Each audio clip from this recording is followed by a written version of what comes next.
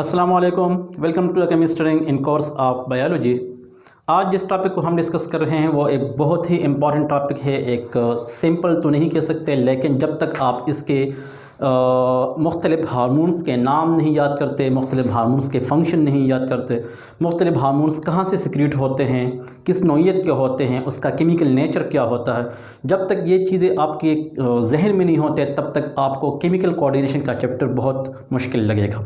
आज के इस लेक्चर के अंदर हमने यही कुछ लाया हुआ है कि एक ट्री हमने बनाया है, एक क्लासिफिकेशन की हुई है हार्मोन्स की, और उस हार्मोन्स के अंदर हमने उसके केमिकल नेचर को स्टडी किया हुआ है, उसके अंदर क्या चीज़ अंदर मौजूद है, यानी कौन से केमिकल कंपाउंड से बनता है।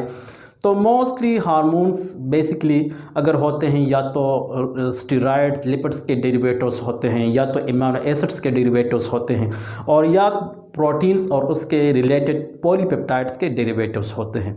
अब यही कुछ होता है, यानी लिपिड्स के डेरिवेटिव या प्रोटीन के डेरिवेटिव, बस यही जो है ये मोस्टली हार्मोन्स होते हैं। अब ये जो ट्री हम पढ़ने जा रहे हैं ये है एंडोक्राइन सिस्टम का ट्री, यानी इसके अंदर 3 काइंड्स ऑफ हार्मोन्स हम डिस्कस करते जा रहे हैं। यही जिस तरह कि मैंने जिक्र कर दिया कि जब तक आप इसको नहीं पढ़ेंगे, जब तक आप इसको समझेंगे नहीं, तब तक आपको केमिकल कोऑर्डिनेशन का चैप्टर बहुत ही मुश्किल लगेगा। इसलिए इस ट्री से आपको इंतहाई आसानी होगी, आप बहुत आसानी के साथ इस तमाम हार्मोन्स के नाम के साथ साथ पहले तो इसके नाम याद कर लें, फिर उसके बाद इसके फंक्शंस की तरफ जाएंगे, और फंक्शंस के साथ साथ हम पढ़ेंगे कि कहाँ से ये सिक्रीट होते हैं, अब फंक्शंस क्या करते हैं, तो फिर आपको ये चैप्टर यकीनन आसान लगेगा। तो आइए पढ़ लेते हैं और स्टार्ट कर लेते हैं। पहला जो हम पढ़ते हैं वो है the tree of the chemical nature of the endocrine hormones. तो फर्स्ट नंबर पे हम डिस्कस कर रहे हैं द स्टेरॉइड्स। स्टेरॉइड्स क्या चीज़ है? These are the basically the derived lipids that contains the 4 ring molecules having 17 carbon, यानी यहाँ पर 17 कार्बन होते हैं। इसके अंदर 3 ऐसे रिंग्स हैं जो जिसके 6 कॉर्नर्स होते हैं, एक ऐसा रिंग है जिसके 5 कॉर्नर मौजूद हैं। ये इसका एक बैकबोन स्ट्रक्चर है जिसमें टोटल 17 कार्बन पाए जाते हैं। इसके साथ सिर्फ ये है कि कोई फंक्शनल ग्रुप अटैच होता है, तो उसके साथ साथ फिर ये एक नया स्ट्रक्चर बनाते हैं जिसको हम कहते हैं कि स्टेरॉइड लिपिड का डेरिवेटिव। फॉर एग्जांपल कोलेस्ट्रॉल इसका मेन प्रिकर्सर पार्ट होता है, बाकी जो नए हार्मोन्स हैं वो इससे निकलते हैं।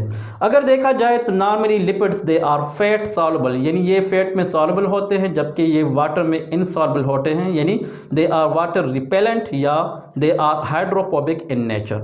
अगर देखा जाए तो what are the different kinds of the steroid lipids. तो स्टेरॉइड लिपिड्स कौन कौन से हैं?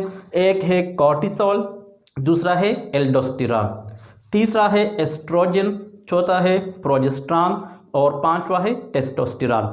आज के लेक्चर के अंदर हम सिर्फ हार्मोन्स के नाम अगर आप पढ़ते हैं, अगर आप इसको याद कर लेते हैं तो मेरे ख्याल पे आपको आसानी होगी। पहले हार्मोन के नाम, फिर उसके बाद उसके काम जानना ज़रूरी है। यहाँ पर देख लीजिए कि कॉर्टिसोल और aldosterone they are secreted by the adrenal glands. Adrenal glands का एक पार्ट है, एड्रीनल कॉर्टेक्स कहलाता है, ये वहाँ से सिक्रेट होते हैं। जबकि एस्ट्रोजन्स और प्रोजेस्टेरॉन्स दोनों सेक्सुअल हार्मोन्स होते हैं, ये ओवरीज और प्लेसेंटा दोनों से रिलीज किए जाते हैं, यानी ओवरीज में भी ये दोनों, जबकि प्लेसेंटा से भी ये दोनों सिक्रेट होते हैं, और दोनों फीमेल ओवरीज में पाए जाते हैं। इसी तरह testosterone they are secreted by the male testis. तो ये 5 हार्मोन्स तकरीबन हम डिस्कस कर चुके, ये स्टेरॉइड हार्मोन्स हैं। उसके बाद हम पढ़ते हैं the amino acid and it's derivatives. Amino acid क्या है? अमीनो एसिड बेसिकली इस तरह का एक सिंगल कार्बन है जिसके साथ 4 डिफरेंट ग्रुप्स अटैच होते हैं। एक हाइड्रोजन, दूसरा कार्बोक्सिल ग्रुप, तीसरा एमाइनो ग्रुप, जबकि चौथा नीचे एक अल्काइल ग्रुप होता है जिसको हम R से डिनोट करते हैं। यहाँ पर ये तीनों कांस्टेंट होते हैं, जबकि ये R वेरिएबल होता है, और इसी वेरिएबिलिटी की बुनियाद पर यहाँ पर तकरीबन 20 different kind of amino acids पाए जाते हैं। चूँकि हमारा यहाँ पर जो डिस्कशन है वो टायरोसिन से रिलेटेड है, तो टायरोसिन का जो यहाँ पर R है ये डिफरेंट होता है इन 3 कांस्टेंट से। फिर उसके बाद हम पढ़ लेते हैं कि what are the the tyrosine amino acids and their derivatives in kind of hormone. अब इस टायरोसिन की मजीद डेरिवेटिव्स होते हैं और वही अमीनो एसिड के डिफरेंट हार्मोन्स बना लेते हैं। अगर देखा जाए तो ये टायरोसिन बेसिकली ये सिंपल होते हैं, ये वाटर सॉल्युबल होते हैं, ये फैट में इनसॉल्युबल होते हैं और ये फ्रीली मूव करते हैं ब्लड के अंदर। तो ये क्योंकि इस पर चार्ज होता है, इसी वजह से ये पानी में सॉल्युबल होते हैं, जबकि फैट में ये इनसॉल्युबल होते हैं। चूँकि ये ऑलरेडी पानी में डिज़ोल्व हैं, इसी वजह से ब्लड के अंदर ये 90% तकरीबन पानी होता है और उसी में ये फ्रीली सर्कुलेट कर सकते हैं। इसके बाद हम पढ़ते हैं कि different kind of hormones that are the derivatives of amino acid. For example पहले नंबर पर है द टायरोसिन, दूसरे नंबर पर है द ट्राईआयोडोथायरोनिन, उसके बाद है एपिनेफ्रिन, चौथा है नॉर एपिनेफ्रिन। एपिनेफ्रिन को दूसरा नाम भी कहा जाता है एड्रेनलिन, जबकि नॉर एपिनेफ्रिन को कहा जाता है द नॉर एड्रेनलिन। ये दोनों हार्मोन्स ये सिक्रीट होते हैं एड्रीनल मेडुला से, यानी एड्रीनल ग्लैंड्स का दूसरा पार्ट है एड्रीनल मेडुला, वहाँ से ये दो किस्म के हार्मोन सिक्रीट होते हैं। यहाँ पर इसको फ्लाइट या फाइट हार्मोन भी कहा जाता है, जिसको कंट्रोल किया जाता है by sympathetic nervous system. Sympathetic nervous system at the time of pressure या at the time of continuous strenuous exercise, यानी ये रेस्ट हालत में नहीं होता, जबकि इस तरह के जब हम एक्टिवेट हो तो उस टाइम आपके जिस्म में ये एक्टिवेट हो जाते हैं। या ये क्या करते हैं, या तो फ्लाइट, अगर इसका रिस्पांस एक्टिव होता है तो ठीक है, ये उसके किसी चीज़ कोई फंक्शन वो एक्टिवली करते हैं तो फिर इसको हम कहते हैं ये फाइट रिस्पांस शो कर रहे हैं। लेकिन अगर ये रिस्पांस अवे जा रहा है तो फिर हम कहते हैं they are the flight response, ये शो कर रहा है।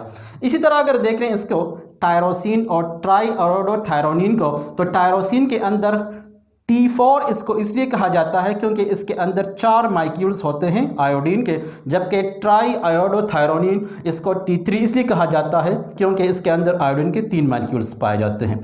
और ये दोनों हार्मोन्स कहाँ से सिक्रीट होते हैं, थायराइड ग्लैंड से।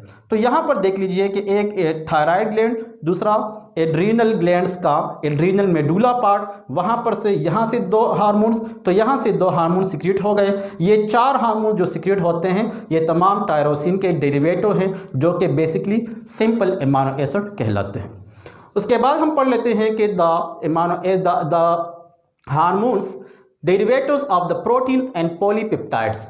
Normally proteins are water soluble molecules because they are made up of amino acid having charge। इसी चार्ज की निस्बत ये पानी में soluble हैं और ये freely circulate भी कर सकते हैं। They are formed of chains of amino acid, they are water soluble and they are fat repellent। उसके बाद हम पढ़ते हैं कि जो हार्मोन्स प्रोटीन्स के हैं तो वो कौन से हैं, जो हार्मोन्स पॉलीपेप्टाइड से बनते हैं तो वो कौन से हैं। यहाँ पर देख लीजिए कि जो प्रोटीन नॉर्मली होते हैं these are the large complex molecules. For example यहाँ पर जो हार्मोन के नाम है, एक है ग्रोथ हार्मोन। ग्रोथ हार्मोन को सोमेटोट्रोपिन भी कहा जाता है, जो मोस्टली चिल्ड्रंस में कॉमन होते हैं कि चिल्ड्रंस के बोन डेवलपमेंट या स्ट्रक्चर या स्केलेटन डेवलपमेंट में ये काम करते हैं। इसी तरह अगर दूसरा है प्रोलैक्टिन, तो प्रोलैक्टिन को कहा जाता है द लैक्टोजेनिक हार्मोन, जो फीमेल की मेमोरी ग्लैंड्स को एक्टिवेट करते हैं और उसकी स्वेलिंग को बढ़ाते हैं। इसी तरह ये जो पॉलीपेप्टाइड्स है, polypeptides this are the amino acid derivatives. तो कौन कौन से आमतौर पर है, इसमें स्मॉल पॉलीपेप्टाइड्स भी होते हैं, इसमें लार्ज पॉलीपेप्टाइड्स भी होते हैं।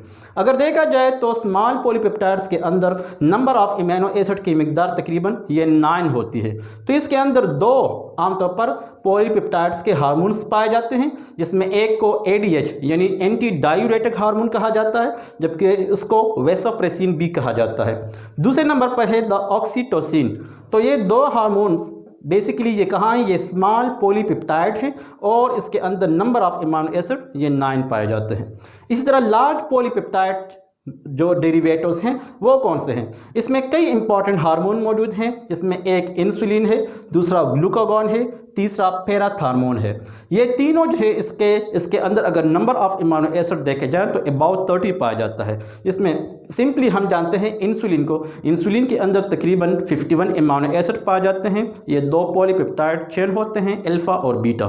तो इस एक के अंदर 30 इमानो एसिड जबकि दूसरे के अंदर 21 इमानो एसिड्स पाए जाते हैं।